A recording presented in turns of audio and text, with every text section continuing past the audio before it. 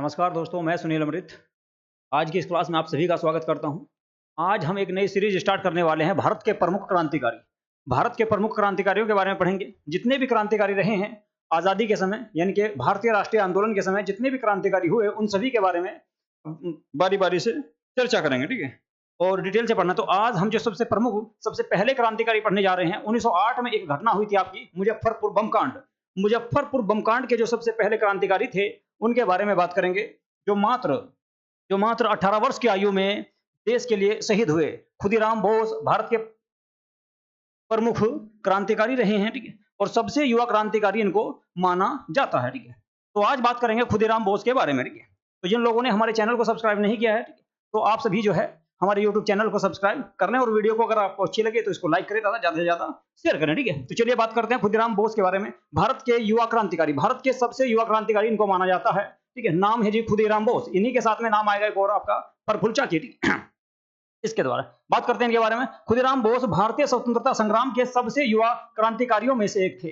सबसे युवा क्रांतिकारी माना जाता है इनको, और मात्र 18 वर्ष की उम्र में अंग्रेजों के खिलाफ लड़ते हुए शहीद हो गए। उनकी वीरता और साहस बलिदान ने भारतीय युवाओं को स्वतंत्रता संग्राम में शामिल होने के लिए प्रेरित किया था। तो मात्र 18 वर्ष की आयु में खुदीराम बोस देश के लिए कुर्बान होने वाले सबसे पहले युवा क्रांतिकारी माने जाते हैं। इसके बाद बात करते हैं इनके प्रारंभिक जीवन की।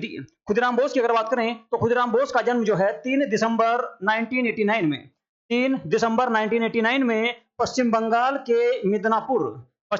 के मिदनापुर जिले में हबीबपुर गांव में हुआ था। और उनके पिता की अगर बात करें तो उनके पिता का नाम था त्रिलोक्यनाथ इनके पिता का नाम था। माता की बात करें त्रिलोक्यनाथ बोस, माता की बात करें तो लक्ष्मी प्रिया देवी इनकी माता थी। जब वे बहुत छोटे थे तब ही उनके माता पिता का निधन हो गया था। बचपन में ही उनके माता पिता का निधन हो गया था, जिसके कारण उनका पालन पोषण उनकी बड़ी बहन, नाम है अपरूपा रॉय के द्वारा इनका पालन पोषण किया गया। तो खुदीराम बोस का जन्म कहां पर हुआ? 3 दिसंबर 1989 को कहां पर? पश्चिम बंगाल के मिदनापुर जिले के हबीबपुर गांव में इनका जन्म हुआ था। पिता का नाम त्रिलोक्यनाथ बोस और माता का नाम लक्ष्मी प्रिया देवी था। बात करें इनके पालन पोषण की, तो इनका पालन पोषण इनकी बहन अपरूपा रॉय के द्वारा किया गया था। तो ये बात करी हमने इनके प्रारंभिक जीवन की। इसके बाद खुदीराम बोस के बारे में आगे देखते हैं, ठीक है? बचपन से ही खुदीराम बोस देशभक्ति की भावना थी, इनके मन में देशभक्ति की भावना थी। और उन्होंने बंगाल विभाजन 1905 में बंगाल विभाजन हुआ था, लॉर्ड कर्जन के समय, ठीक है? लॉर्ड कर्जन के समय जो बंगाल का विभाजन किया गया था, बंगाल विभाजन जो किया गया 1905 में, उसके खिलाफ आंदोलन में इन्होंने हिस्सा लिया था। और ब्रिटिश सरकार के खिलाफ इन्होंने पर्चे बांटे थे। तो खुदीराम बोस ने बचपन से ही क्रांतिकारी घटनाओं में, या भारत के जो स्वतंत्रता संग्राम के जो आंदोलन हो रहे थे उनमें भाग लेना शुरू कर दिया था। तो बचपन से ही खुदीराम बोस ने, ठीक है, इन आंदोलनों में भाग लेना शुरू कर दिया। और 1905 में जो पहला आंदोलन हुआ था भारत का पहला राष्ट्रीय आंदोलन भी उसको माना जाता है। 1905 में बंगाल विभाजन किया गया था लॉर्ड कर्जन के द्वारा। उसी के विरोध में जो आपका स्वदेशी आंदोलन हुआ था, जिसको स्वदेशी आंदोलन के नाम से जानते हैं, एक बार थोड़ा सा बता देता हूं मैं आपको उसके बारे में। बंगाल विभाजन जो हुआ ये 1905 में किया गया। 1905 में हिंदू बहुल क्षेत्र को आपका पश्चिम बंगाल जिसमें हिंदुओं की संख्या ज्यादा थी, उस क्षेत्र को बना दिया पश्चिम बंगाल, ठीक है? पश्चिम बंगाल।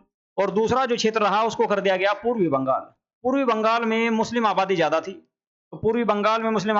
थी। तो इसी के विरोध में ये आंदोलन हुआ था आपका, जिसको कहा गया स्वदेशी आंदोलन। तो स्वदेशी आंदोलन में इन्होंने भाग लिया, ठीक है? बात करें इस क्षेत्र में जो उस समय का पश्चिम बंगाल था, उसमें आज का बिहार, इसके अलावा झारखंड के अलावा अगर बात करें तो उड़ीसा और पश्चिम बंगाल, वह पश्चिम बंगाल का क्षेत्र इस वाले बंगाल में शामिल था। उस समय पश्चिम बंगाल के क्षेत्र में शामिल किया गया। और पूर्वी बंगाल जो था, ये पूर्वी बंगाल को किया गया किसमें? तो पूर्वी बंगाल में अगर बात करें आज का असम, मेघालय, त्रिपुरा व बांग्लादेश वाला जो क्षेत्र है, बांग्लादेश वाला जो क्षेत्र है, वो सारा का सारा इस क्षेत्र में शामिल था, बांग्लादेश। बांग्लादेश। तो इस पूरे क्षेत्र में आपका ये आंदोलन हुआ, ठीक है, बंगाल विभाजन आंदोलन। तो इस आंदोलन में भी खुदीराम बोस के द्वारा भाग लिया गया था। किया किसके काल में था? तो कर्जन, लॉर्ड कर्जन की अगर मैं काल की बात करूं तो लॉर्ड कर्जन का जो काल रहा है उसकी अगर बात करते हैं तो लॉर्ड कर्जन आपका 1899 में भारत का वायसराय बनकर आया और 1906 तक ये भारत में रहा। तो इसी के समय आपका बंगाल का विभाजन हुआ था। तो इस विभाजन में भी भारत के युवा क्रांतिकारी खुदीराम बोस के द्वारा भाग लिया गया था, ठीक है। तो इनके द्वारा जो है 1905 में जो बंगाल विभाजन हुआ उसमें हिस्सा लिया गया था। इसके बाद बात करते हैं इनके बारे में और क्या क्या फैक्ट हो सकते हैं आपके।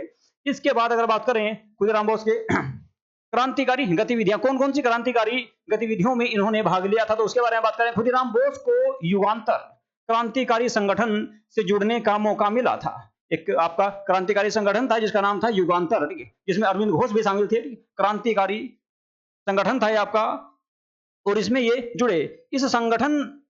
यह संगठन ब्रिटिश शासन के खिलाफ क्रांतिकारी गतिविधियों में शामिल था और उन्होंने स्कूल के दिनों में ही, यानी कि उस समय वे स्कूल में ही पढ़ रहे थे, तो स्कूल के दिनों में ही अंग्रेजों के खिलाफ आंदोलन करना शुरू कर दिया था।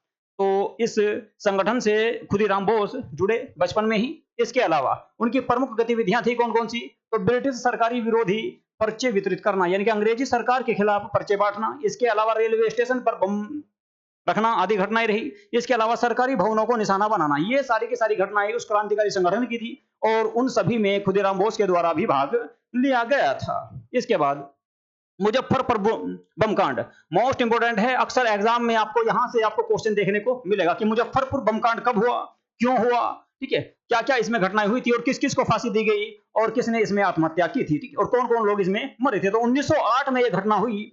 1908 में मुजफ्फरपुर बमकांड की घटना हुई। मैं आपको बता दूं मुजफ्फरपुर वर्तमान में बिहार में स्थित है। बिहार का एक जिला है मुजफ्फरपुर, ठीक है। उस समय ये आपका बंगाल का हिस्सा हुआ करता था। 1908 की बात है, उस समय बंगाल का हिस्सा हुआ करता था। तो मुजफ्फरपुर बमकांड 1908 में हुआ और 1908 में ही खुदीराम बोस तथा प्रफुल्ल चाकी, ठीक है, ये नीचे देख रहे हैं आप, ये प्रफुल्ल चाकी हैं और ऊपर है आपके खुदीराम बोस, ठीक है। तो इन दोनों ने इसमें हिस्सा लिया।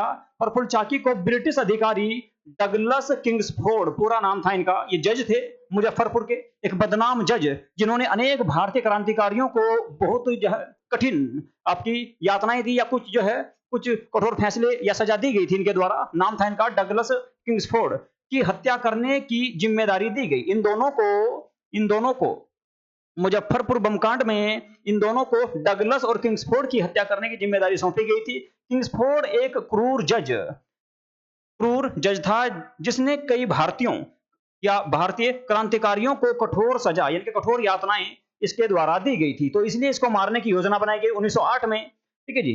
चलिए आगे देखते हैं खुदीराम बोस, ठीक है। तो 30 अप्रैल 1908 की बात है। 30 अप्रैल 1908 की बात है।